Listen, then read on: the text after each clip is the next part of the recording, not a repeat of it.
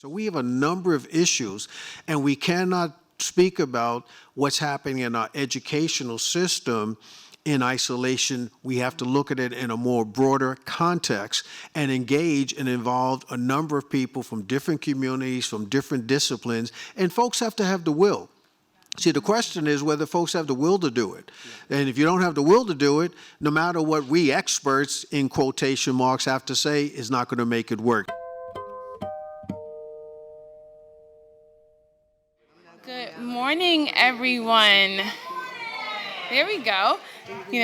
So first and foremost, I'd like to thank you for being here at the Boston Public Library. My name is Deandra Williams, and for the Library and the Adults Program Supervisor, it is a privilege and a pleasure to have our distinguished panelists here to talk about the importance of the 50th anniversary of the Boston Busing Act and what did that mean for the individuals who live there. So without further ado, I'm going to turn it over to Lew to continue with today's program. Thank you.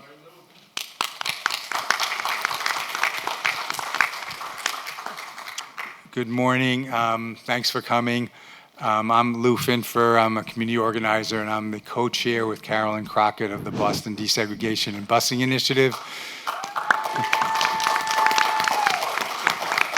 The morning forum from 10 to 12 is on the topic, what happened in the schools and neighborhoods once desegregation and busing started. This is not the first forum. Last year we did a forum on the organizing in the Black community in the 1960s that took on this issue and brought it to the Boston School Committee and had all kinds of efforts with boycotts and freedom stayouts and occupations of the school committee and demonstrations and all kinds of things. And when there was no movement, they organized plaintiffs to people to be plaintiffs in the court suit that was filed. That's called Tallulah Morgan versus James Hennigan, filed in '72 and decided by Judge Garrity in 1974. So we talked about that history. We had a forum in June on the actual anniversary of Judge Garrity's decision. We had walking tours of key events in this history last week, and now there's an app online at GBH that has the narrative from our walking tour. So all those things have happened. And we want to, we're going to start our panel. We're going to start with a film clip, and then we're going to introduce the panel. So we could go to the film clip.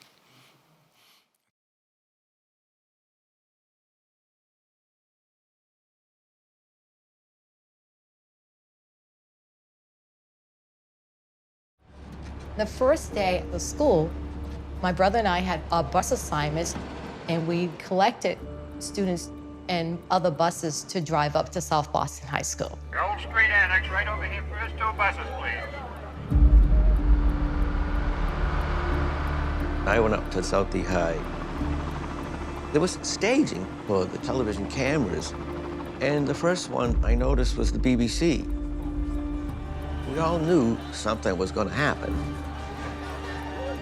As the kids were getting out the buses, there was a line of police holding back residents from South Boston, screaming at the Black students. We were fearful for our lives. We were not pushing for desegregation because of the Brotherhood of Man concept. Where there were white students, that's where the money went. How adults in Boston could not have come up with a better plan, it still baffles me. I'm not for all this. I don't care. My one will not go to school, but it's tearing them apart. Louise Day Hicks, South Boston lawyer, chairperson of the school committee, said to Mrs. Batson, Mrs. Batson, we don't segregate the schools. We only assign students to schools closest to where they live.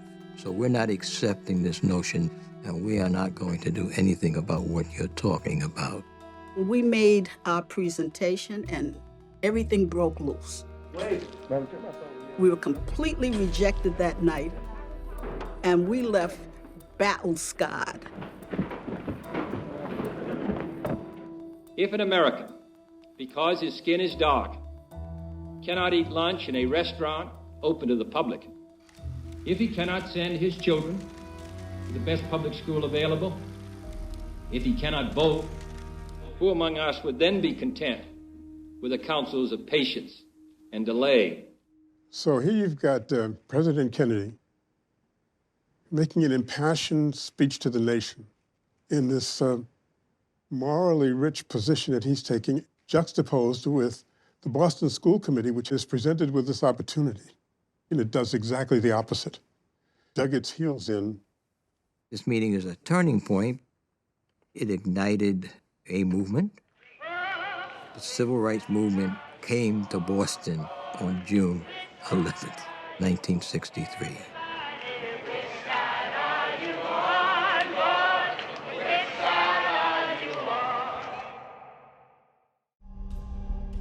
People don't realize how very close this city came to just completely exploding. I'm talking about the whole city. It came very, very close.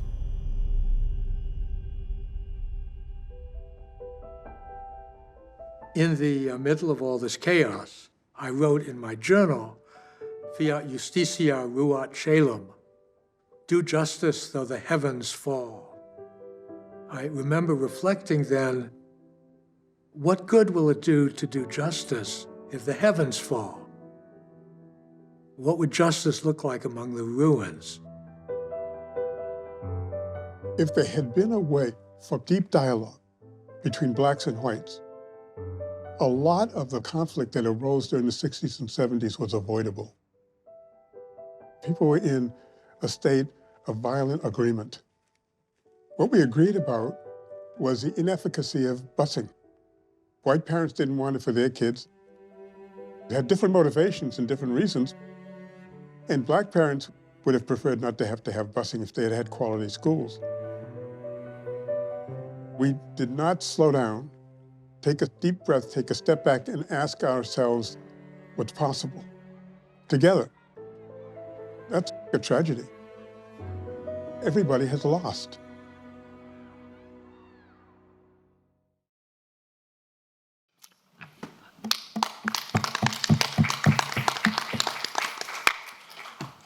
Thank you. That's from the American Experience documentary, The Busing Battleground, by GBH. So we're going to move now to our panelists. Each panelist has, we told them, between 4 and 5 minutes to say something about what this experience meant to them in different ways. And Judith Baker is in the front row. She's going to hold up time signs when there's time left. We have 10 speakers, so this is a lot to get in, and we want to have time for questions. So that's the format we had. So when people see the time sign, 30 seconds, time's up, they need to try to wrap up their remarks as best they can. We understand this does you injustice, but we want to get each of you to get to speak as well as have some questions. So our first speaker is Leola, starting at this end of the table is Leola Hampton. She attended South Boston High School in 1974 and went on to a distinguished career in education and business. Leola. Hello. I'd just like to thank everyone for being here and this opportunity to share my story. I'm here to give you the perspective of the students. I know that we always see the footage of the rocks being thrown, but I'd like to just take you into what happened when the doors closed inside the school, as well as the psychology of what we had to deal with in 1974. I'm just going to read a little bit from some of the story that I've written, and also just to tell what I say, the rest of the story. No one knew of the trauma that we experienced, the nightmares, all of the issues associated with trauma that we internalized, and I'm here to share some of that with you.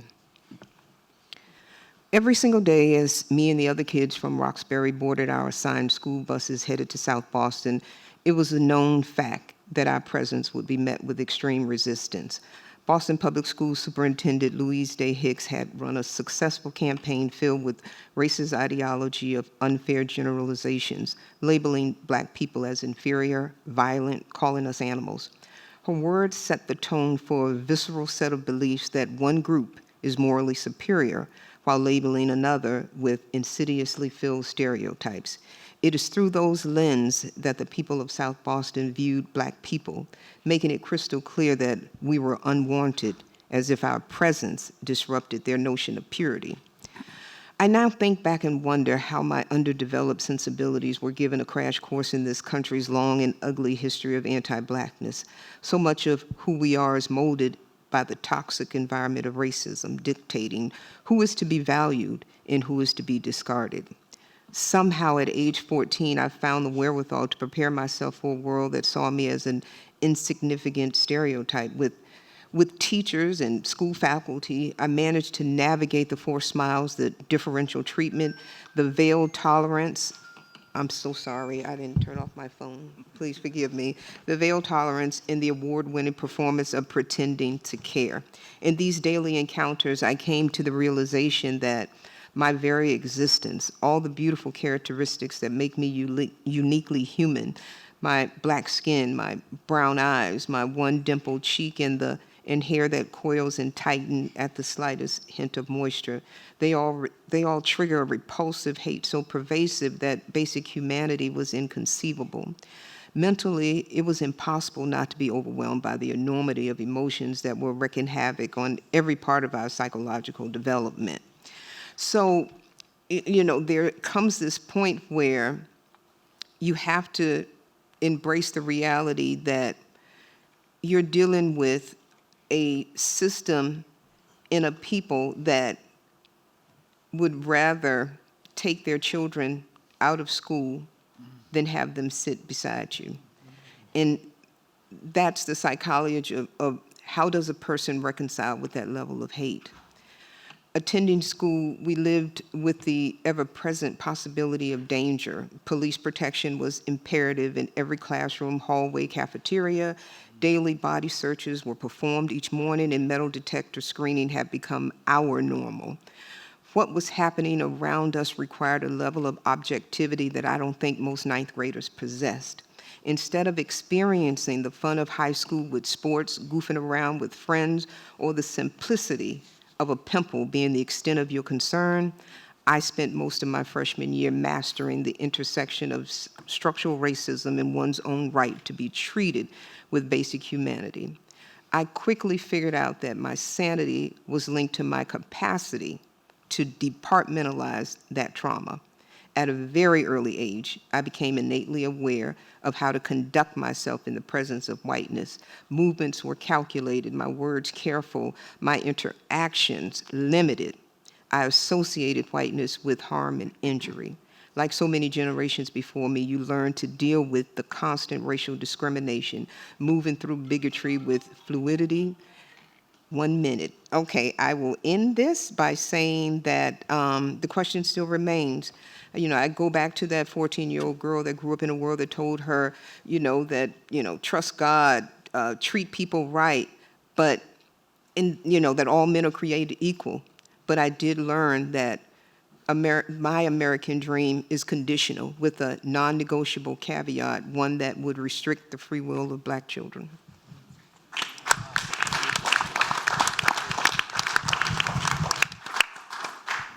Thank you so much, Leola.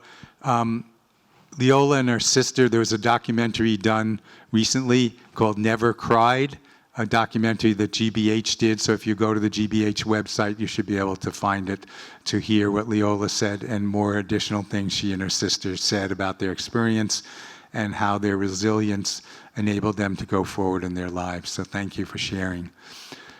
Our next speaker is Christine Boseman.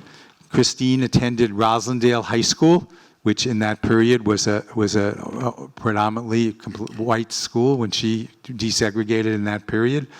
And she went on to work for 33 years at UMass and many other things. So Christine. Before I start, everyone, I want to say God bless us for allowing us to be here today. And God morning to all of you. As Lew said, my name's Christine Boseman. It is Burns. I just recently got married a couple of years ago. So I was born in Boston and at City Hospital. I went to Boston Public Schools from the kindergarten all the way up to the 12th grade. So I'm going to go into the middle part of that.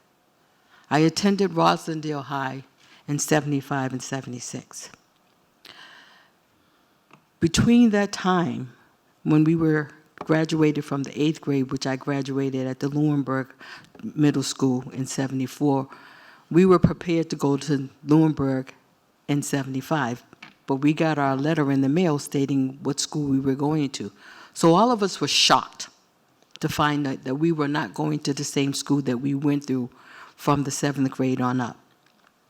We got dressed, ready for school. Back those days, our parents bought us new clothes to wear to school, so we all got our clothes on. We thought we were catching a regular bus, but we got the yellow bus. So we get on the bus. In Roslindale, to get there, we had to go up Cummings Highway. And from Cummings Highway, we had to take a left to go towards Roslindale High School and then go down the side street. Well, upon arriving there, all of a sudden, we're looking at the window and we could see people standing on their porches, on their cars, and all of a sudden, you hear these noises. And we're like, what's going on? And the next thing you know, we're ducking because there's rocks and things thrown at the bus. There's people on their porches with signs saying, niggers go home. We don't want you here. All of this that's going on. And at that time, we were all 14, 15 years old. So when we got to Roslindale, on Poplar Street that it's located, we get off the bus. We're running inside. Now, to the surprise of us, and I mean us, people of color, we're thinking it's over. But unfortunately, the kids that were in there thought that they could still be violent towards us. But the reality did not hit them until we fought back, because our ancestors got abused. We didn't. Our era was defensive. So instead of us going to school in Roslindale High to learn, we went, but we had to learn how to fight. For the first 6 months, we had to learn how to fight. And the people of color that was on that bus, we came from different communities at that time. So during those eras, we only played with whoever was on our street or whoever school we went to school with. The Orchard Parks, Academy Homes, South Boston, Franklin Field Projects, High Park, Heath Street projects. All of us, we knew of each other, but we didn't really play with each other because we weren't allowed to really go too far unless we went over our cousin's house. So the best thing that came out of busing was it brought the community, people of color, close, because we defended each other in all the schools that we was desegregated to. And from that time till today, we call each other brothers and sisters because we learned how to protect each other. It was sad for us to go to school, not to bring home a book. Homework was this, and you could do it on the bus going home. But going to school, we came to school with 3x4s, chains, knives, whatever we could have to defend ourselves for the first 6 months, at least at Roslindale High. I was aware of High Park High, South Boston, Charlestown, Everett, and all of those, what they were going through, but everybody was going through things differently in their schools. So I am proud to be a Bostonian. I'm proud that I went to Boston schools. I work at UMass Boston. I have gotten a degree in labor studies, and I got that in 2013. I am in the union. I speak very highly of education. And what I would like Boston Public Schools to do today is to bring back what we had in kindergarten to the 7th grade. I have a grandson, he's 24, and my granddaughter's 11. They weren't taught how to cursive writing. They need to bring things like that back to the Boston Public Schools today. They had skills classes. We had sewing, typing. We had construction, we had mechanical schools in our public schools. They took all of that stuff away. Our kids today are learning about computers. They don't have reality of know how to open up a real book and learn from that. So I am very hurt at what we went through, but I hope the change in education comes back going forward, because our children need to learn basics, mainly basic and mainly history, because we didn't have Black history. We had some of it, but we didn't have it all. So I pray that what Boston Public Schools do today is bring back more of an education from kindergarten to the 8th grade, and let the 9th grades and up do IT information and computer stuff, because they need to learn that. Thank you.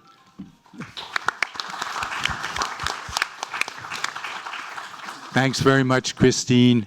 So those are two of the students. We're now going to move to a teacher, and Karen Daniels is going to share some of her experiences. She taught at the Lewenberg, at Boston Latin, and was later the principal at South Boston High. Karen Daniels.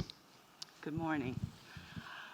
I probably am the only one on the panel who's not from not from here. I grew up in El Paso, Texas, and I was always in desegregated schools. So when I came to Boston, it was seriously culture shock. No, not close enough? Okay. So I began teaching in 1975, a year after deseg started. I was sent to the Solomon Lewenberg Middle School in Mattapan and was assigned to the 7th grade cluster as an ELA teacher. The 7th grade cluster were all white men who accepted me and tried to help me out. While the news blared with the violent stories of busing, inside the school, the struggle was of a different nature. I was scared every day, but determined not to let the job get the best of me. I struggled, as all new teachers do, with learning the curriculum, working within a cluster system, establishing discipline, but my biggest problem was Mr. O, the assistant principal, who found sport in harassing me. My classroom was at the end of the main corridor.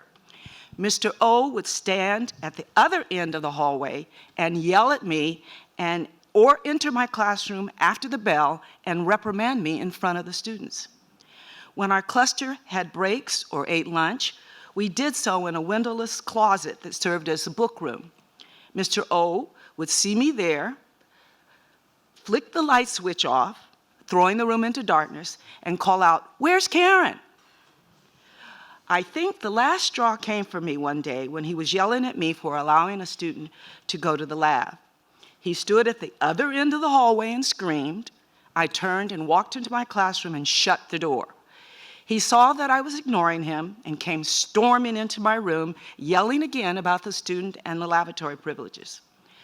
I think I had had enough, so I yelled right back at him and told him to get out of my classroom. However, the entire day I was a wreck. I thought I was going to lose my job. I thought I was going to be fired. So I decided to go and confess myself to the principal. He just laughed and congratulated me for standing up for myself. Mr. O was never nice after that, but he stopped tormenting me. My next assignment was at Boston Latin School, which had its own problems. Women had only been in the building since 1972, and many of the male teachers resented us. There were very few teachers of color. I think I was one of 4. However, the Black and brown students fared far worse. They found themselves failing at an alarming rate. The court order that had placed them there was just not enough to keep them there. So I started the Saturday Success School. Our goal was to eliminate the high attrition rate. SSS did cut down on the high failure rates of those students, but when the court order was reversed by the McLaughlin court decision, the program lost its direction. Years later, as a principal, I was asked to go to South Boston High School to clean up the ravages of busing. It was as if busing had rushed in and all education had walked out. The building was dirty, in bad need of repairs, classrooms had broken desks, poor lighting, and there were inadequate books and materials. The library was stacked with boxes which the librarian didn't bother to unpack. The guidance office was boarded up, and only white students were admitted. The teaching and learning had long been abandoned. The discipline method was to simply open the door and kick students who misbehaved out without any due process. Students roamed the halls, fights and blaring fire alarms were common. Very little teaching was going on. The hostility of the teachers and the South Boston community towards me and the students of color was palpable. The daily encounters at Southie would take far more time than we have here to discuss today. But just know that the daily struggles of students, teachers, and administrators of color during that time was through enduring the passive aggressiveness of acts of individuals who resented our presence.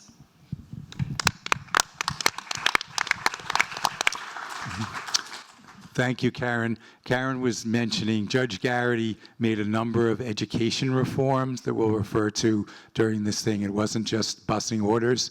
One of them was directing that 1/3 of the seats in the exam schools go to students of color, and Karen talked about the challenges with that. And then the case called, she mentioned the McLaughlin case brought by a white parent, won a decision reversing that policy, and then Boston Latin went from 33% students of color down to about 12% students of color after that court decision. But thanks, Karen. And now we're going to move to people who are in official roles. Al Holland had a long, distinguished career in the Boston Public Schools, and he's still at it, advising and mentoring high school principals that I saw recently and other things. He's much known for being among other things, having been the principal of the Burke High School, which was recently renamed in his honor. In this period in the 70s, Al was appointed by Boston School Superintendent Marion Fahey to go to South Boston High and be involved in the administration and dealing with all the challenges there. Al Holland. Good morning. Good morning. Let me first say I am thankful for all the blessings I've been given, and thankful to be raised in Roxbury during a time when we had strong black men like Reverend Dr. Michael E. Haynes and Jeep Jones. I grew up in the Camden Street housing project, didn't realize that it was segregated. Went to the neighborhood schools, didn't see my first black teacher until I went to junior high school, and thank goodness for Fred Gumbs, who was the phys ed teacher and health teacher who instilled in me pride, respect, and determination. When I was asked to go to South Boston High School was in 1975, 1 year after busing started. I was a juvenile parole officer working with the Department of Youth Services. Marion Fahey asked me to go up to South Boston High School because she feared for the students who rode those buses. She was concerned about their safety. And let me say, I had no idea the gravity and the danger that those students went through until I got there. There was nothing normal about South Boston High School. South Boston High School was a neighborhood school, and the residents and the political leaders of that community made sure that the students knew that they weren't from South Boston. They met every morning at Bayside, at the staging point where bus students and students who walked from Columbia Point met and got on those buses, where black teachers parked their car and got on another bus, and there was a motor escort blaring up Day Boulevard and notifying everybody that the black students were coming, and up through the neighborhoods of South Boston in front of 95 G Street, South Boston High School, where they were met with a crowd of residents, students, political leaders, who yelled all kinds of racial slurs, who greeted them every morning, and TV cameras on the side waiting for the first flare-up to happen. There was nothing normal about South Boston High School. When black students got off those buses, they ran up the stairs and into a front lobby surrounded by tables and metal detectors and people yelling at them to move along, empty your pockets. That's how school started for black students. And when the buses pulled off, the white students would come in and they go through the same metal detectors, but also some of the staff would come in who stood on those corners and yelled at those students. And let me not say they were yelling at the students, because as a black staff, they were yelling at me. That was the environment that they endured for their high school experience. Never being accepted. Never, you talk about black families wanted better education. All they were met with the viciousness of racism, the hostility of hate and fear. That was an experience that I won't forever forget. And how they made it through, Lord knows, because there were scars and there was fights, because white kids were used like pawns for the white community to disrupt. Louise Day Hicks, Jimmy Kelly, Roar, South Boston Information Center, or the anti-busing folk were right there at South Boston High School. Let me say, once I started working for Marion, I realized how courageous Marion Fahey was, who was the superintendent. The segregation in Boston was so difficult because she had 5 bosses that fought her at every move. She was able to appoint black principals for the first time in Boston's history. She was able to do things that implemented the court order that the school committee fought. So let me publicly say Marion Fahey was the most courageous superintendent I have worked for in Boston Public Schools.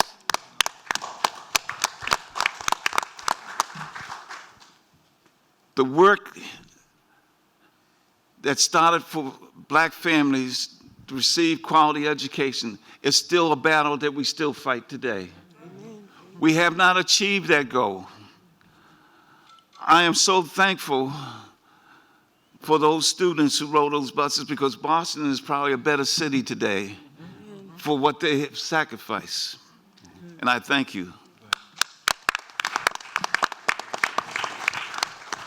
There's a lot of work that still has to happen.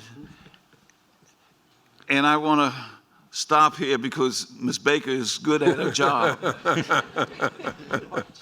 And say we have still a lot more to do. You bet. I agree. And thank you. Thank you, Mr. Holland.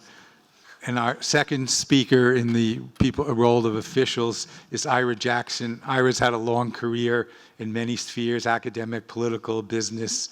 He's the co-chair of the Civic Action Project, doing major reforms today in our landscape. But back then, he was the chief of staff to Boston Mayor Kevin White. Ira Jackson. Thank you, Lew. Kevin White had been elected in 1967 as a liberal and a progressive. As a sign of derision, he was known in the white community as Mayor Black. He had twice defeated Louise Day Hicks, who was previously the elected chair of the racist school committee and the founder of ROAR, Return Our Alienated Rights. Her campaign slogan channeled Alabama Governor George Wallace, "You know where I stand." Kevin White opposed the racist school committee and advocated for a regional solution to educational equality and integration. When that failed and when the judge came down with his order, we did our best to prepare for the implementation of that court order and asked the public to comply with civility. We spent the summer having 100 coffee clatches with white and black families in their basements and backyards, listening to their concerns. We hired 600 new school bus monitors, crossing guards, teachers' aides. We set up a control room in City Hall, and we anticipated that the implementation of the court order would be tense, but we never anticipated or thought that it would become Boston's Selma or our Little Rock. 2 days before the buses were scheduled to roll, Senator Kennedy walked through City Hall Plaza. He encountered 10,000 ROAR anti-busing protesters. I was about 10 feet behind him. I saw him get punched in the stomach. His plainclothes police escort took him into the federal building named for his late brother, John F. Kennedy, and the crowd surged against that plate glass window as Senator Kennedy got into the elevator. The glass shattered, and if he had not been in the elevator, he would have been killed.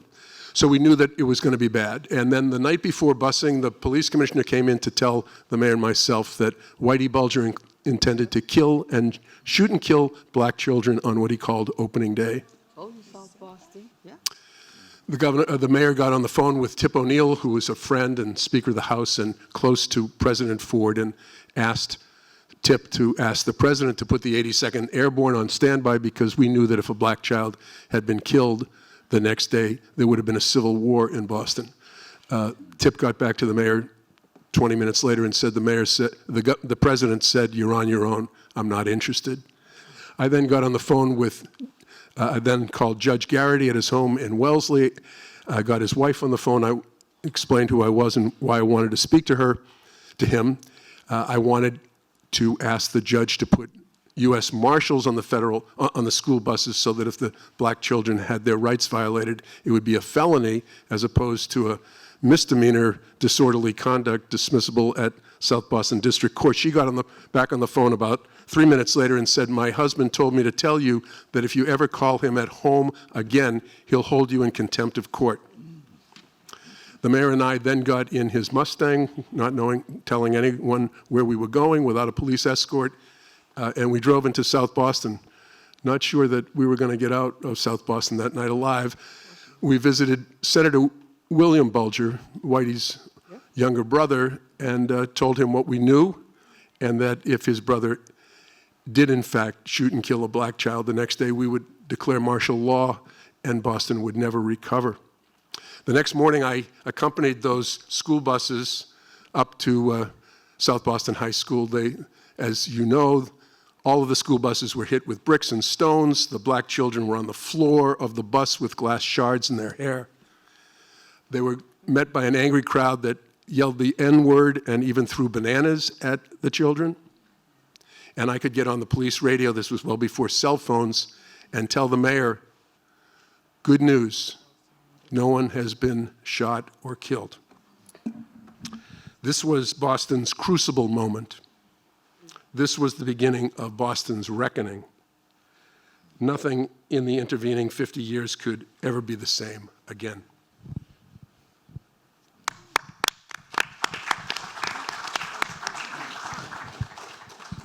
Thank you, Ira. Now we're going to hear from 5 people in the role of community leaders, community representatives about their recollections.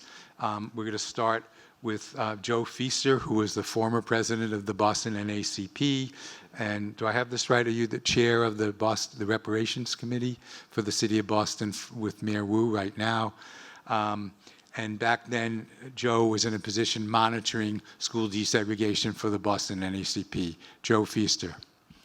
Thank you very much, Lou. Good morning, everyone. I'm glad there must be some Baptists in here. Good morning. I want to say a few things. One, I want to say thank you to Lew Finfer and Dr. Carolyn Crockett for organizing us in this event. We need to give both of them a big hand.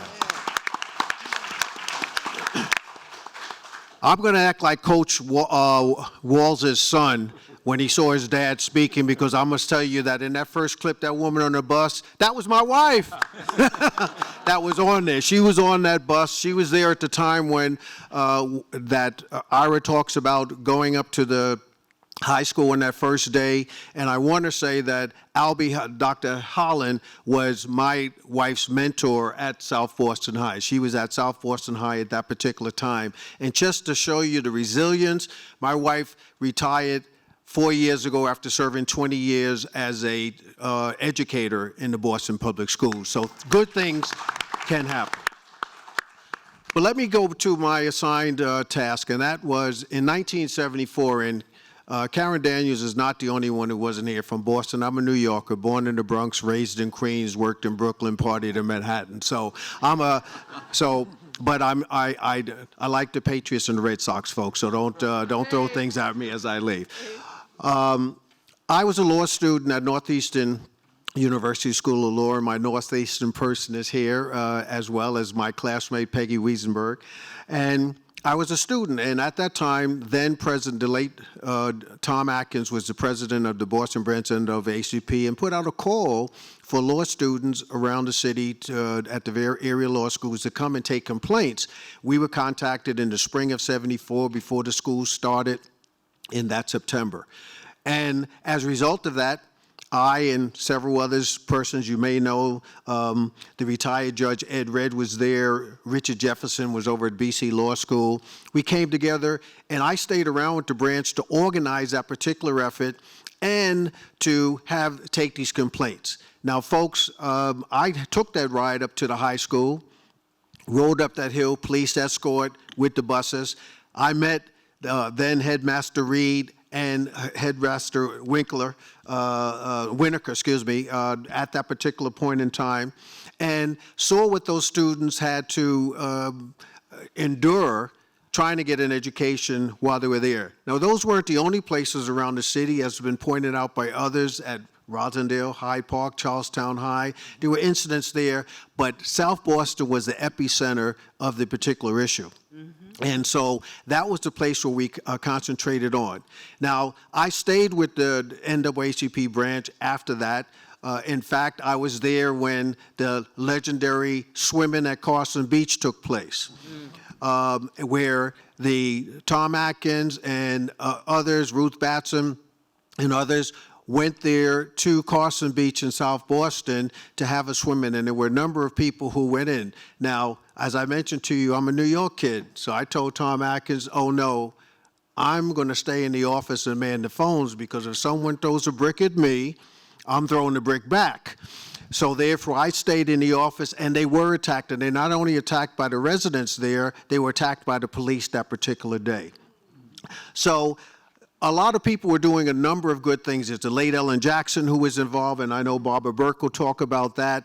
The late Muriel and Otto Snowden attended some of those meetings that took place there, but I wasn't the lead person on that. My mentor and predecessor, Tom Atkins, was the one who participated in a lot of those meetings. I attended hearings before Judge Garrity. I was a volunteer at the branch, NAACP branch, which was at the corner of Mass Avenue and Columbus Avenue, right there in the corner by the gas station. And when that office was bombed, I believe that was in 1975. And later on, because of this activity, because of these commitments, having met folks like Dr. Albie Holland, Barbara Burke, Hubie Jones, and others, stayed involved in all of these activities, stayed around with the branch, became the president of the Boston branch, and now continue to be involved in what's going on in this community. And as I said, my wife was involved early on. She's chosen not to participate in some of these forums, but if you take a look at Eyes on the Prize or the Busing Battleground, you will see her speak about what was mentioned here today about what students had to endure as they tried to get an education. Thank you very much. Thank you, Joe. Thank you. Our next community leader speaker is Henry Allen. Henry has had a long career as an organizer, teacher, involved in grant making, and back in this period, he was the co-chair with Loretta Roach of what was called the Citywide Parents Council. Henry Allen. Thanks, Lew. And again, thanks to Lew and Carolyn and all these panelists. And I'm just so grateful to be here with longtime friends and mentors like Hubie and Barbara and Joe and others. I was born and raised in Roxbury, attended the Boston public schools when they were almost all white. My mother attended the Boston schools in the 1920s. Myself, our children, 2 of our grandchildren, I taught in the Boston public schools. So I have this long history that led me to be involved in some of the activism and organizing. I volunteered at Operation Exodus at the Urban League. I was on the board of directors of Freedom House for a number of years. So these experiences deeply affected me in terms of my commitment to social and economic justice. We've heard from a number of the speakers about how deeply segregated and racist the schools were, the neighborhoods were, and I'd add to this forum that it was also a deeply segregated city in almost every aspect one could imagine. So school segregation and then subsequent desegregation was not just South Boston or Hyde Park or Charlestown or parts of Roslindale, but we were looking at a segregated city that affected employment and healthcare, cultural institutions, sporting institutions. So when Judge Garrity issued his orders, there was this broader context of a very deep and profound racism in the city. I don't want to repeat what other people have said, but I do want to say that the students and parents that were deeply, deeply traumatized by the events that others spoke to, but also they spoke to the extraordinary courage and resilience that it took to attend those schools and to defend the battle against racism and to defend their right to be present in those schools. And the horrors of all those months and sometimes years, we have to look at as, I think, unfortunately, the sacrifice that was necessary, as it was in Little Rock, as it was in Nashville, as it was in New Orleans, throughout the South and other locales. Racism prevailed, and the same experiences. I think about the book Warriors Don't Cry, and the extraordinary courage that it took for the Little Rock Nine to walk to school. I've always said that, as others have said, that it was not the buses, it was us. And whether children went by horse and buggy or walked, the racism would have affected those black children and families that attended those schools that we were beginning to desegregate. So that being said, I think it is critically important to look at what were some of the profound changes that began in the schools and the city and the neighborhoods as a result of Judge Garrity's orders. In my view, which is not shared by many, I think Judge Garrity was a hero. I think Judge Garrity did what was constitutionally right, morally right, and for those who say there were alternatives, that's all speculation in my mind. He did what was necessary to attack racism at its roots in this city. As a result, some of the profound changes in the Boston schools and the neighborhoods.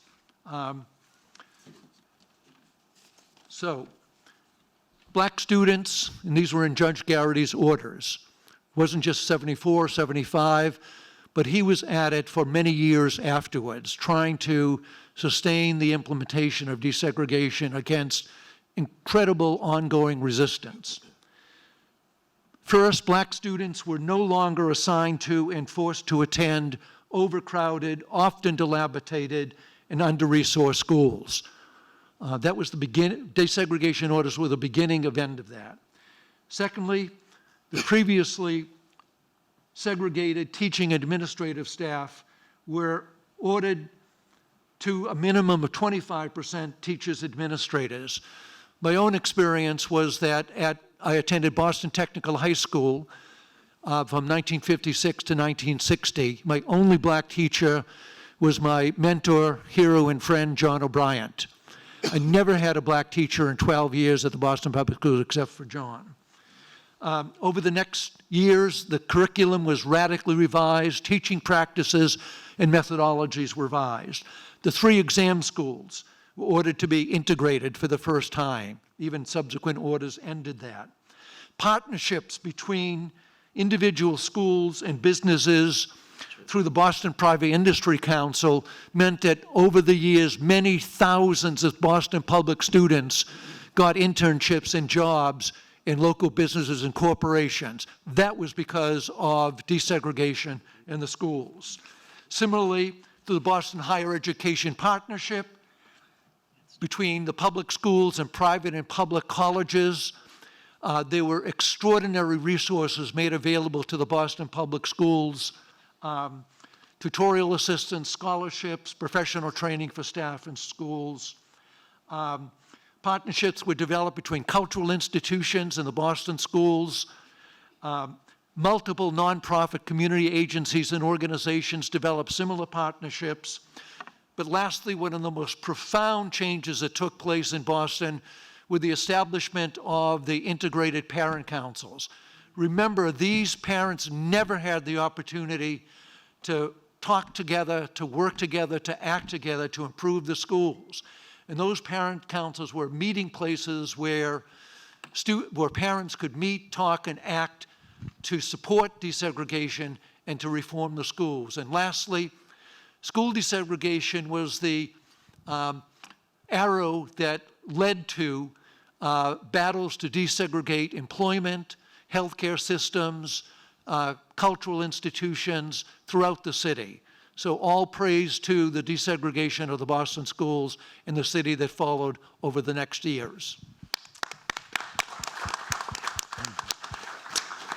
Thank you. Henry mentioned the hiring within the Boston Public Schools. There's so many legacies and student assignments and other things that go back to the Garrity orders. Within BPS, they call the hiring goal of 25% black teachers and administrators. They refer to that as the Garrity orders. And the school system, I think, is at 23%. So though progress has been made, they haven't still gotten to the 25% of black teachers and administrators. And then there was another category for Latino and Asian teachers. We're now going to move to Barbara Burke. Barbara, back in that period, was the director of the YWCA. And as a leader of that institution, she was at the table in what was called the Freedom House Coalition, where black community leaders met daily and nightly almost to deal with the impact of what was happening to the students every day in the schools and what needed to be brought and to engage the mayor and the superintendent on different things. So welcome, Barbara Burke. Good morning. Good morning. Good afternoon. I don't know what it is. I'm not a Saturday person at all. I am a product of the Boston Public Schools, kind of 800 years ago. And at the time, you know, I listened to, it's not the first time I've heard the stories from the kids, but we didn't have those kind of problems. In 50s, 60s, came out in 60s, same year that Henry did. So the whole idea of seeing the schools, the kids going through what they were going through, was traumatic for me. Ellen Jackson, before, in anticipation of the order coming down, called together the community organizations, parents, religious leaders, youth programs, anybody that had an interest in the safety of the children coming from our community that were going to be bused, especially into South Boston and into Charlestown. So we started meeting the beginning of August. The meetings intensified near the end of August. And then the meetings continued every day and every night, because what would happen, everybody had their assignments. There were legal people, the city police department, parents groups, religious groups headed by Jim Breeden, Vernon Carter, and some other people, political people, and everybody met. During the day, planning was going on. During the night, report back what was going on, what was happening, how could we make it better. I had recently been appointed director of the Clarendon Street branch, which we later named for Melania Cass. It's now the Cass branch. And I shouldn't say I basically took that job.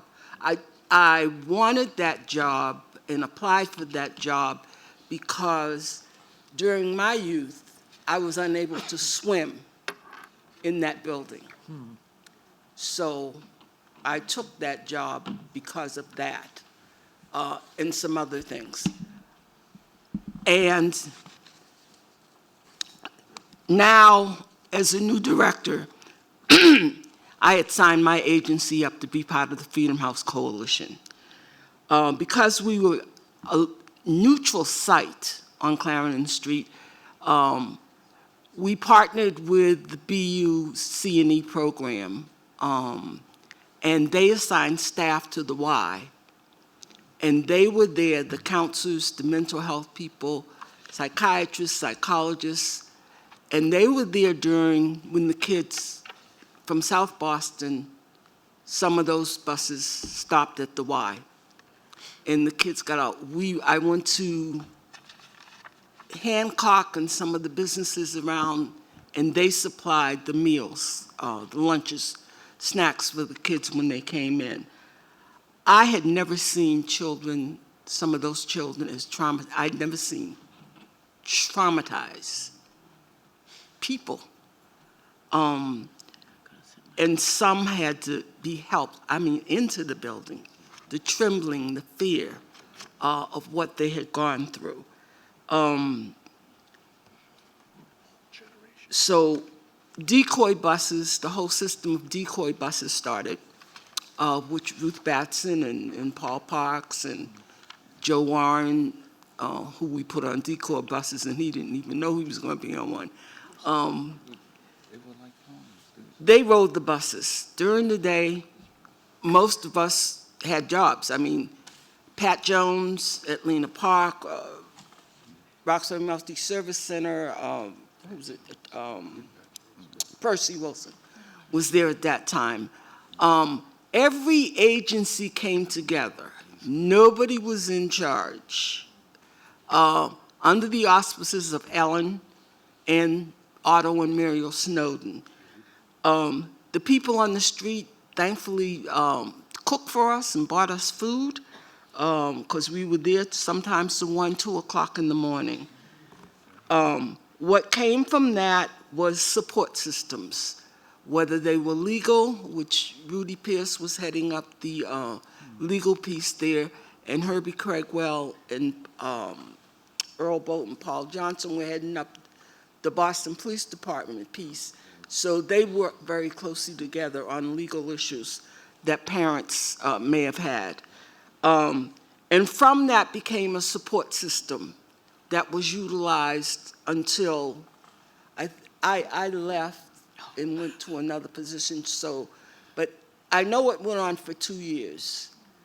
And the agencies offered support services, offered staff, and other pieces for both parents and students during that time. So that coalition piece that Ellen put together was very useful. I think. I'm through.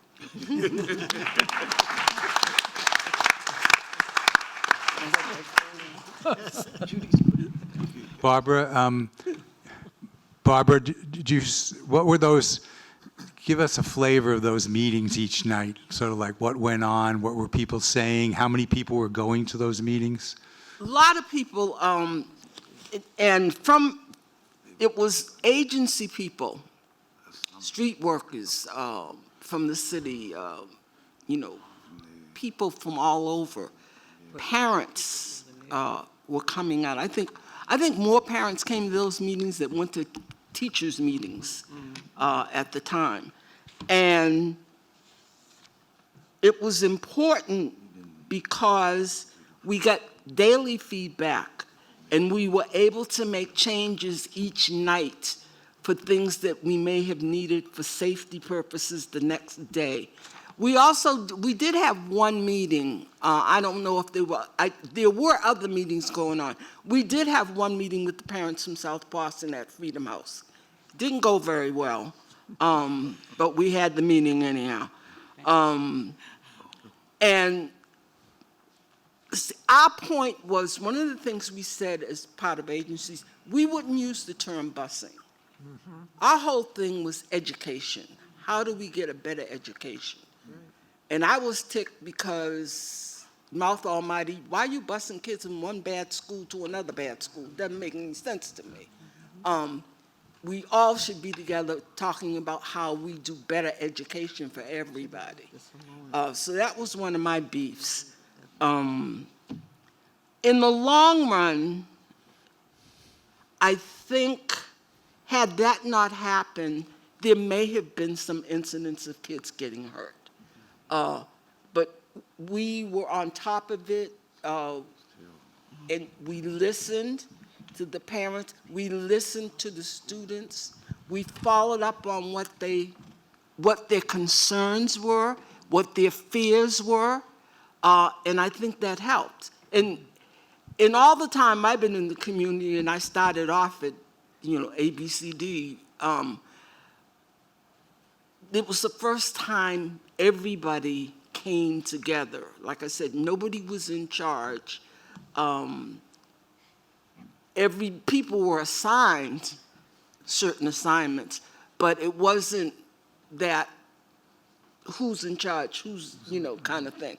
It was the safety of children, period. Thanks, Barbara. Our next speaker is Bob Monahan. Bob is the chair of the South Boston Association of Nonprofits Courageous Conversations Committee. He's had a long career with South Boston social service groups. He's going to talk about what he experienced back then and what he's tried to do going forward in coming years. Bob Monahan. Thanks, Lew. As a lifelong resident of South Boston, this is hard to listen to. I appreciate all that's been shared.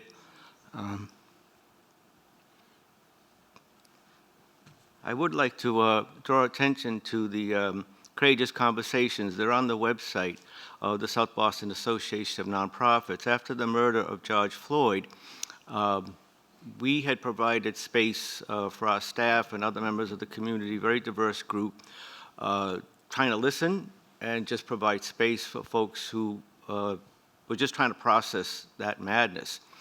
And the conversation wasn't about policing. The conversation was about race in Boston, in South Boston, including staff members whose families warned them, like, are you nuts? You can't take that job in South Boston, and, et cetera. And often the topic of busing came up. And again, from South Boston, we were never allowed to talk about busing. It was known that, it was understood, nothing good is going to come out of having this conversation. So the board of the nonprofit said, you know what, it's time to talk about busing.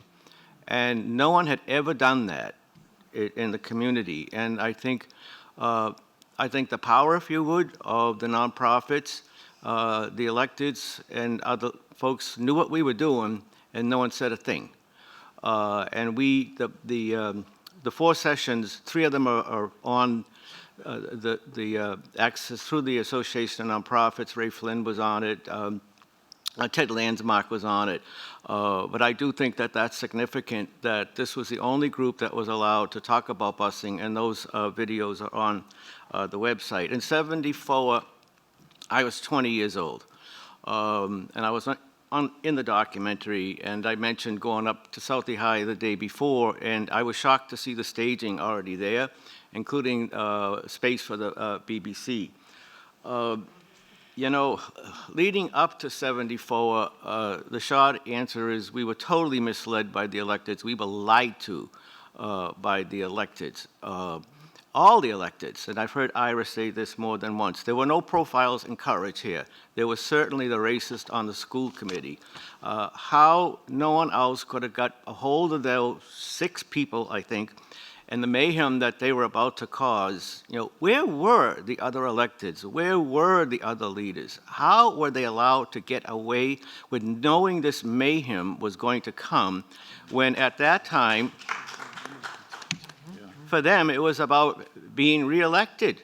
Yeah. Of course, until they weren't. 3 years later, they were, you know, voted out. So I bought the narrative that this decision came out of the blue. You had the judge from Wellesley, so insert class on top of everything else. And we were going to lose our neighborhood schools. You were going to lose our choice. The town was never going to be the same. So you had to fight. You had to fight forced busing. You had to resist. And even to the point where Dr. Holland referred to the kids as pawns.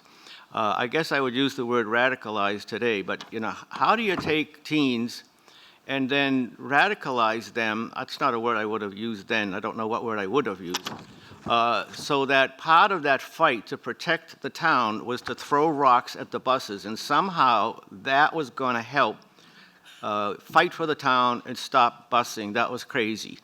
I also attended mostly all the rallies. I wasn't on 6th Street throwing rocks. My mother didn't raise us that way. But I did feel, when I got to be honest, I thought the plan that was announced in June and implemented in September, I really thought there had to be a better way. And that particular plan I thought was nuts, to be honest with you. And I didn't think it had a chance at help at working. Did something have to happen? Absolutely. Did it have to happen like this? And, you know, since I've learned, you know, the advocacy from the black community for decades, the role of the school committee, racist school committee, including John Kerrigan in the minutes calling black students monkeys. Eric Von Lew, one of the lawyers that took on the case, said it was one of the easiest cases they ever had. They just used the minutes of the elected school committee. So I was at those rallies, and there were parents that, again, none of this is meant to be an excuse. There were parents that were absolutely fearful. You're telling me, because it's going to trickle down, that I got to put my kid on a bus to go to a neighborhood I've never been to, I don't know where it is, I don't have a car. This isn't an excuse. It was a legitimate fear. And those are some of the folks who are in those crowds. I see I have a minute. So what else was going in the town is the kids weren't going to school. So the information center, someone mentioned, you know, Brewer, was looking for volunteer teachers. So I was one of those teachers, and I actually ran my lesson plans on the same mimeograph at the information center that they were running off the flyers for the motorcades and the flyers to come. And that was in the front of the information center. In the back, I would be there running off my papers. Jimmy Kelly would come in, John Ciccone would come in, the marshals would come in, and they would go in the, you know, the back room, you know, hey Jim, hey Joe, hey Bob. It was crazy. But that's where I ran my papers off, where you got all that blue ink all over you, whatever. But, the marshals had provided space, and I know my time is out, at the Pleasure Bay Lounge, which we affectionately called the PBL. And they had a blackboard up on the second floor and tables. And I was one of those teachers because the kids weren't going to school. So I have other things to share, but I better stop. Thank you.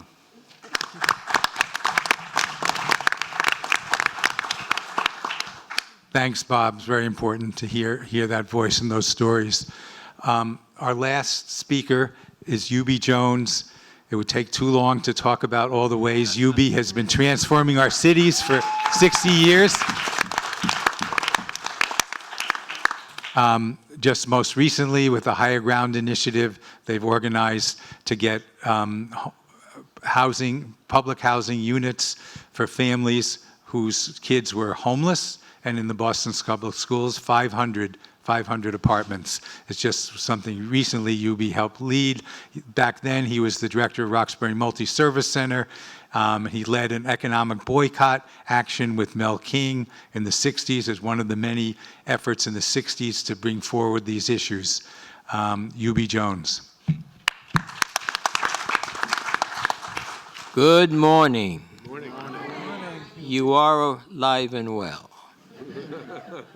In the early 1960s, the school committee was composed of 5 white members, 4 of whom promised their white constituents that if you keep us in power, you will not have to worry about your white children going to school with black students. In 1974, when the federal district court ordered a busing remedy to racially desegregate the public schools, the promise of these politicians was broken. Consequently, none of them could ever be elected to political office again. As a result, the politics in Boston moved in a progressive direction. When I would say that in 1979, people would say, Hubie, you must be crazy. What are you talking about? The racist boil that stood in the core of the city was lanced, and out came the pus in the form of ugly conflict and violence. It felt like the city was coming apart at its seams. By 1983, Mel King, a black leader in the South End, was in a runoff for mayor against Ray Flynn. Also, John O'Brien, a black educator, was elected to the school committee, the first black to do so. And soon came Jean McGuire to the school committee. The busing crisis ignited a social revolution that led to an Asian mayor and a very diverse school committee and city council. Tight ethnic and racial enclaves gave way to healthy social transactions between residents in neighborhoods throughout the city. The most recent census has revealed that 56% of residents of Boston are now people of color. It is indeed a multicultural city. Despite lingering belief abroad in the land that Boston is still a racist city, I say not so. Yes, it is. We got things to do. Boston is on the threshold of being a truly great city. We've got to first fix our broken school system and provide affordable housing to residents who are at the middle and lower end of the economic ladder. We do that, we're home free. Thank you.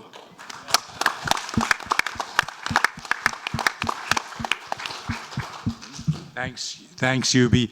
Now we're going to take questions, and there's 2 ways you can raise your hand to ask a question, and there are. Do people have the mics? We have people in the aisles who have mics that they can pass to you to ask your questions, and there are also 3x5 cards. You can write your question on a 3x5 card and put your name and phone number and email on it. And if your question doesn't get asked through the hand raising, we will attempt to at least get in touch with you with some answers to the questions that you put down on paper. So you can put down your question, you can write your question on the 3x5 cards, which the ushers on the side have. Hold up our ushers there. have them, and then you can also raise your hands. So now, and before we go that, could we hear it for the panelists?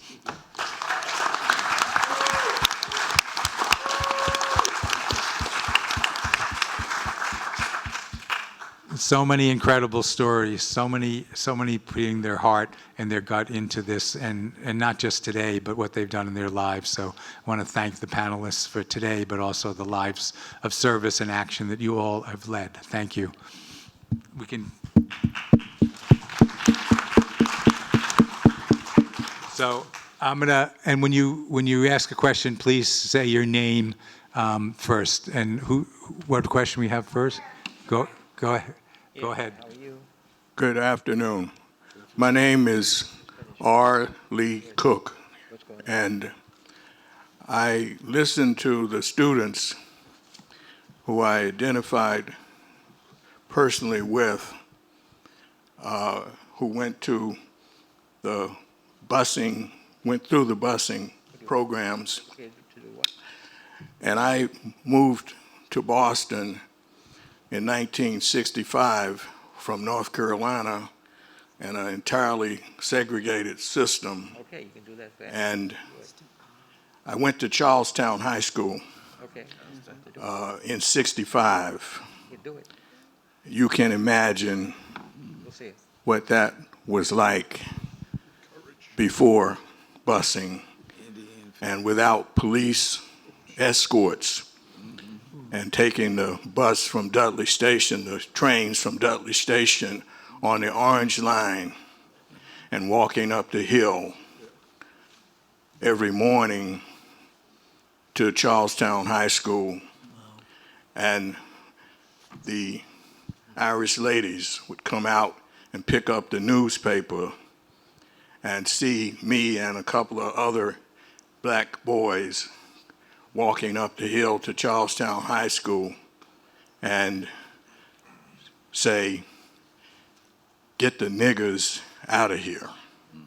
And that's what we were greeted with virtually every morning.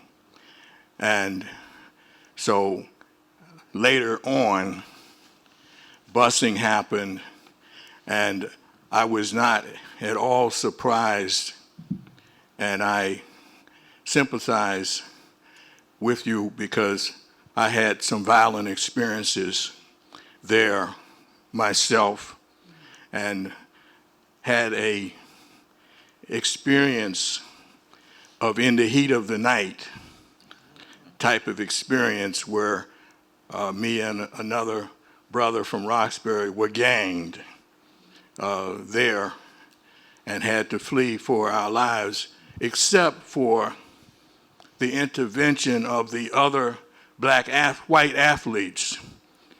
And so in the midst of hell, there are angels, and these people helped us. And I'm sure, despite what you went through, you had some redeeming experiences also. And when I left after my sophomore year, Lee, I will stop. No, if you have a question too. Yeah, I do. Good. I do. I want to say that I was told to leave Charlestown High School by my history teacher who lived in Southie. And he told me to get the hell out and go to a better school. And in passing, I want to say Hubie Jones and his wife, my dear aunt, adopted aunt, adopted me legally so that I could attend my senior year at Newton North High School. And I just want to list that for some of the things they did. But could you, students, former students, could you share one or two possible experiences within that experience that you could lift up, if you have any, from your experience? Thank you. Thanks, Lee. I'll speak on Rosendale High. in Hyde Park. As people of color, what we got out of being desegregated is we connected with each other. We became friends. We didn't know each other until we got desegregated. So busing only gave us a positive approach, being connected as sisters and brothers till this day. So from 1975 till now, we still call each other sisters and brothers. For those who may have died, moved, still here, or whatever the case may be in their lives, Boston Public Schools brought community sections together. Thanks. Leola? As far as a bright spot, I do share in my story that there was a cooking teacher that her class was the bright spot in our day. She saw us as what we were, children, and we had actually community within that class. We were no longer afraid. We could smile. We could talk. We learned all these great new recipes, and her classroom became that haven of trust. So, like you said, there are always, or as my mother used to say, God has a ram in the bush that is there to show us the way that there is this sense of humanity and empathy that we all should share. So thank you so much. Thank you, Leola, and thanks for your question, Lee. Other people? Peggy?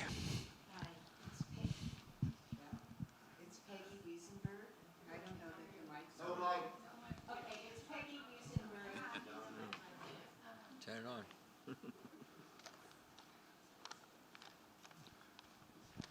Hi, it's Peggy Wiesenberg, Joe Feaster's classmate.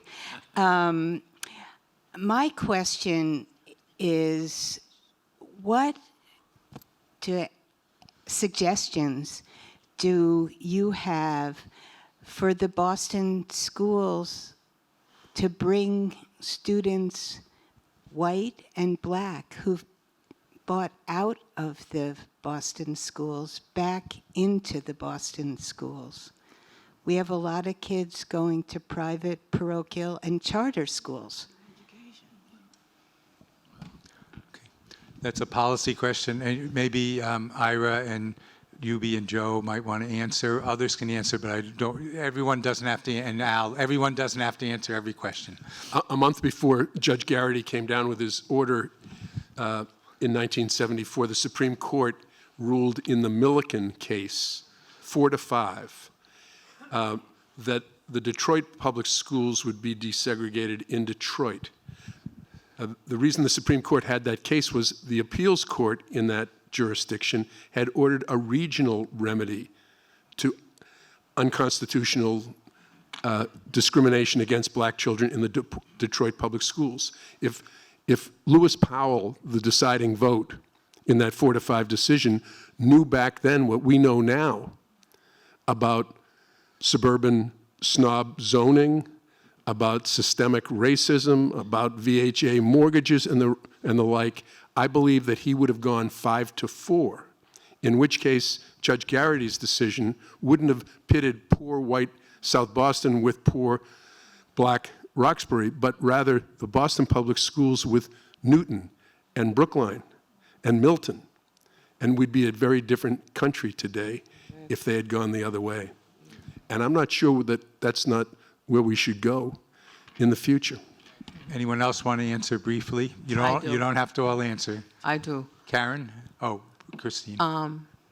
Being how Massachusetts is very diversified right now, and what Boston Public School has been taken away from us that we was learning at the beginning, it should come back. IT and the computers and the laptops that our kids are using today, that's fine. But they need to have basic learning like we all did. We grew up learning from a real book. We grew up using real paper. We grew up communicating with each other. So what they taken away from our Boston public schools, they need to return them, at least starting from the kindergarten up to the 8th grade. I said this in our speech, but they need to bring back real learning. Thanks, Christine. Al, Holland? To your question, Peggy, I really think we need to look at some of Judge Garrity's orders because some of it was about pairings. The college pairings, the business pairings need to come back. The other thing is that we need to make sure we know who's teaching our children and making sure that there's quality in every classroom, in every school. And that's going to take a district coming together with the BTU, making sure that we have quality educators in every classroom. And I think we'll see pieces of that coming back. And I think it can happen. Boston is still a city that's savable, that still has potential. We just have to keep on believing in our students and give them what they need rather than nonsense. And I agree, yes, we need to bring back some things that we threw out the window. Okay. Karen's going to reply, and then we're going to move to another question. Karen Daniels. As a parent, the main thing that I think people want is their kids to get a solid education. That's why we send them to school. And Boston Public Schools for so long has been cheating our kids in many respects. She talked about the kinds of things that were in her school when she was there. When I was principal at South Boston, we had no arts. We had no music. We had no fun for kids in the school. They simply had test scores, okay? And yeah, they had the MCAS and stuff, which I'm not necessarily against, but the emphasis was so much for the teaching and learning went out the window. Basically, that's what people want. They want the partnerships. They want the social aspects of school. School should be a good place, a fun place for kids, and that's what's missing. Thank you, Karen. Other questions? Here? Should I? We can hear you. Okay. I'd like to push on. Please give your name too, please. I will. My name is John Mudd.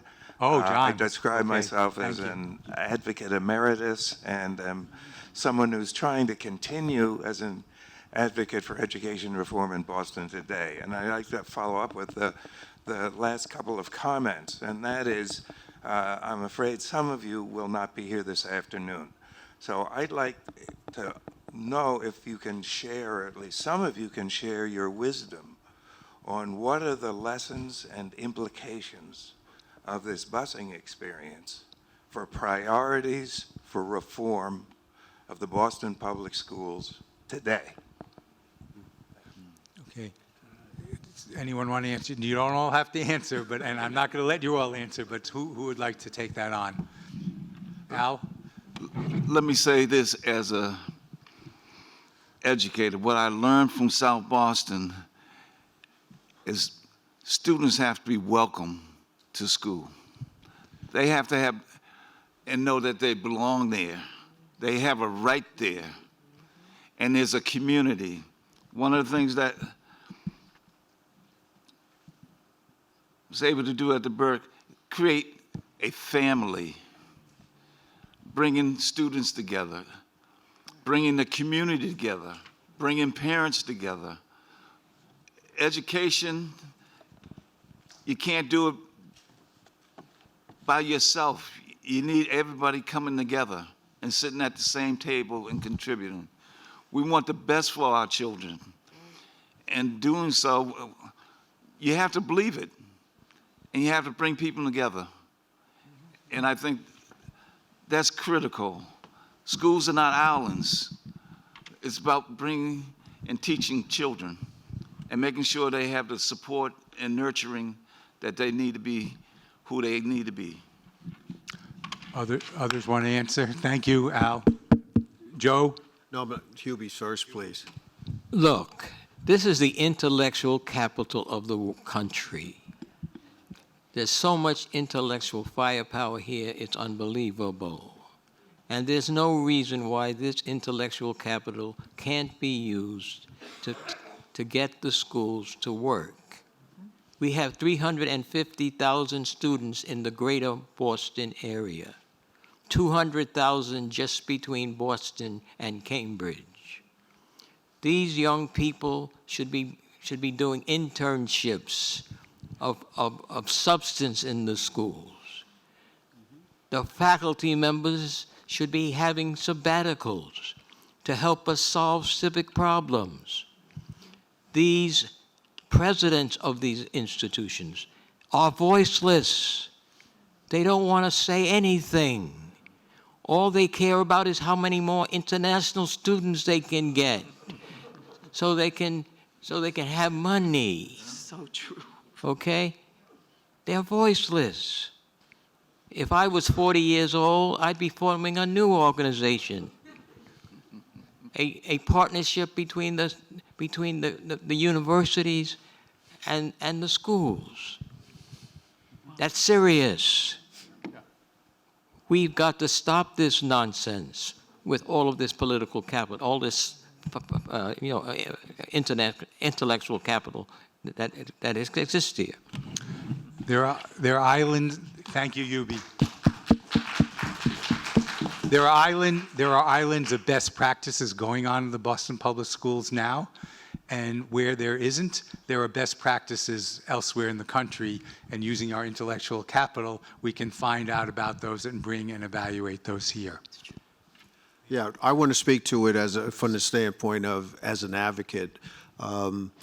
Mr. Boyd, I think that speaking about this issue in terms of students, speaking about it in isolation is not going to be able to solve the problem. I've sat in places, NAACP, Urban League, I'm on the Black Men and Boys Commission here in the city, and concerned in issues in terms of affordable housing and all the things that are taking place in our city which will divide.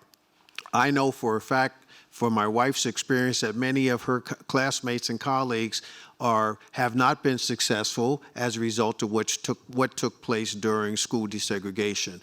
I'm not sure with even folks like with Hubie Jones and with Dr. Holland and Karen Daniels and all trying to involve the school system now in trying to teach these young people. I would say to you that we have a question whether that is being accomplished, both in terms of the white community and in terms of the black community. I think the larger issue we need to be talking about goes towards what Dr. Hubie Jones has said. We need to look at the city holistically, address a number of different issues. I'm a lawyer who deals with housing, so I'm constantly dealing with the affordable housing issues. We're dealing with the Reparations Task Force, and we have with us one of the leaders of that who are doing the studies with regards to what we want to bring forward in terms of next year. So we have a number of issues, and we cannot speak about what's happening in our educational system in isolation. We have to look at it in a more broader context and engage and involve a number of people from different communities, from different disciplines, and folks have to have the will. See, the question is whether folks have the will to do it. And if you don't have the will to do it, no matter what we experts, in quotation marks, have to say, is not going to make it work. So I think from an advocacy standpoint, there's work that needs to be done. There are people that are doing it. And now that, I'm 70 plus, I'm not sure that I'm going to be in a position to lead that particular effort. We have to find some new and younger leaders to be able to take that task on, and I hope that we're able to do that. Back in 1974, the Boston Public Schools had 97,000 students. Today they have 47,000 students. In 1974, the Boston Public Schools were 67% white. Today they're 13% white. 3 out of 4 children in the Boston Public Schools are not ready to learn as they enter the 4th grade. That comes from our State Department of Secondary and Early and Secondary Education. It's unconscionable. It's unacceptable that we've allowed this to happen. I think we need to reimagine how we educate inner city kids because they're just as talented. They have just as much potential as the kids in Lexington and Milton and Brookline and Newton who are doing enormously better in terms of their advancement. It's unconscionable and it should be unacceptable. Karen, did you want to say? You had a question? Yeah, I did have. We have more questions. Go ahead. Hello. I'm Eric Van Loon. I was one of the attorneys for the black parents and students throughout the 7 years, and it was one of the honors of my life to be able to work with Hubie and Ruth and Ellen and Otto and Muriel and all the others, Percy and Pat, that have been mentioned. And I think, as Ira said, they knew, as the mayor knew, we all knew it was going to be tense. It was going to be tough. It was not going to be easy. And having said that, I don't think any of us could have imagined how bad it would be. I associate most with what Henry said and share the view that Judge Garrity was a hero, that he did what was right, what was ethical, what was legal, what was constitutional. But the trauma that the students and the teachers had to go through was astounding. And my question is, given what we know now, what it was like, and Joe, you may be the closest to this, what was the decision of Tom Atkins and the NAA and all back then to bring the lawsuit that has ended up in Lansing the Boyle and all these other changes? Was that the right thing to do? If you had to do it all over again, would you do it? Bring the lawsuit. Give that to Joe, but then we'll try to get more questions. I don't know why, no. But I would say, having been there, but I was a young person that was there, was persons, Barbara Burke and Hubie Jones and others that were at the table making those types of decisions, along with board members who served with me, Ruth Batson, the late Ruth Batson, and Ellen Jackson and the Snowden's family.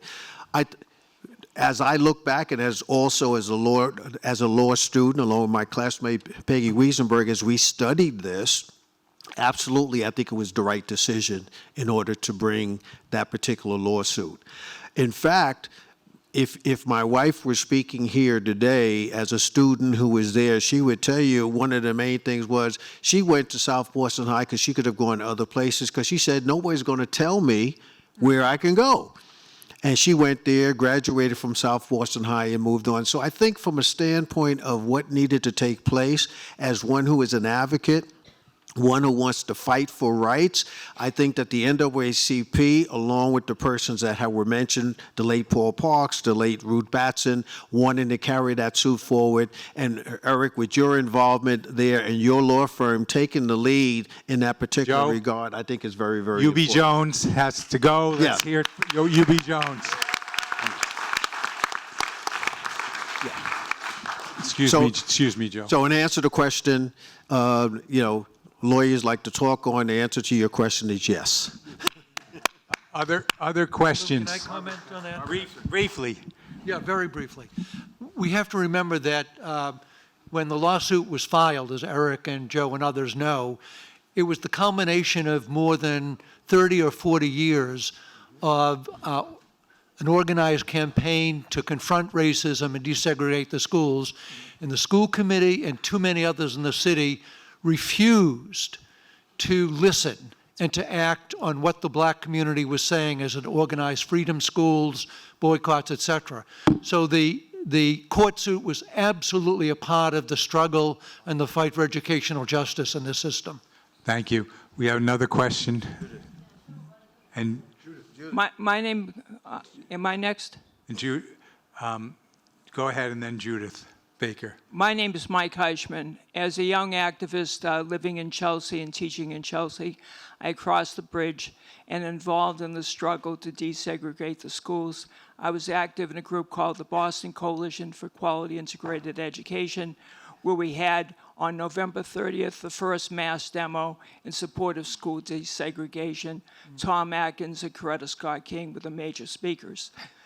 I moved to Boston in 1991 and active in the group called the Boston Education Justice Alliance.